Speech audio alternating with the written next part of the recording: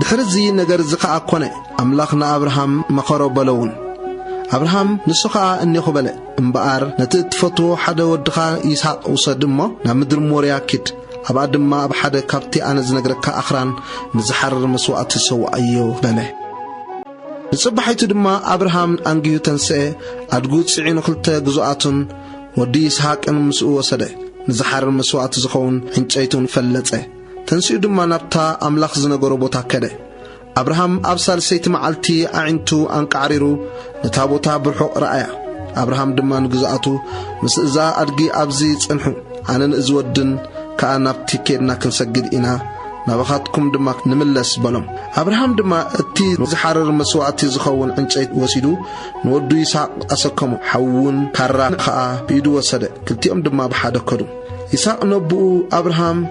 ኣቦዬ ኢሉ ተዛረቦ ንስኻ እኒኹ ወደይ በሎ ንሱ ድማ ሓውን ዕንጨይትን ሲንሆ እቲ ዝሓርር መስዋዕቲ ዝኸውን በጊዕ ደኣ ኣበያሎ በለ አብርሃም ከኣ ወደይ እቲ ንዝሓርር መስዋዕቲ ዝኸውን በጊዕሲ ኣምላኽ ንርእሱ ይሓልዮ እዩ በለ ክልቲኦም ድማ ብሓደ ከዱ ናብታ ኣምላኽ ዝነገሮ ቦታ መጹ አብርሃም ድማ ኣብኣ መስዋዕ ሰርሐ ዕንጨይቲ ከኣ ጸፍጸፈሉ ንወዱ ይስሐቅ ኣሲሩ ድማ ኣብቲ መስዋዕ ኣብ ልዕሊ ዕንጨይቲ በጣበሎ አብርሃም ድማ ንወዱ ክሓርድ ኢዱ ዘርግሐ ካራ ወሰደ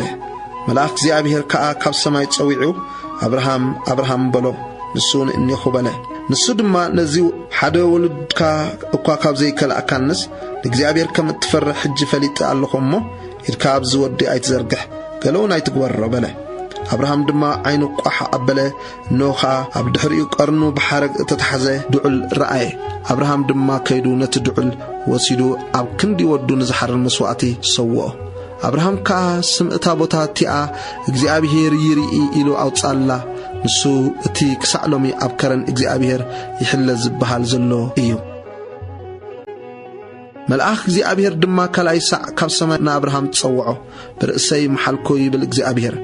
እዚ ነገር እዚ ካብ እትገብር ነቲ ሓደ ውልድካውን ካብ ዘይትኸልእ ስለዚ ኣዝየ ክባርኸካየ ዘረኻ ድማ ከም ከዋኽብቲ ሰማይ ከምቲ ኣብ ገምገም ባሕሪ ዘሎ ሕፃን ኣዝየ ከብዝሖ እየ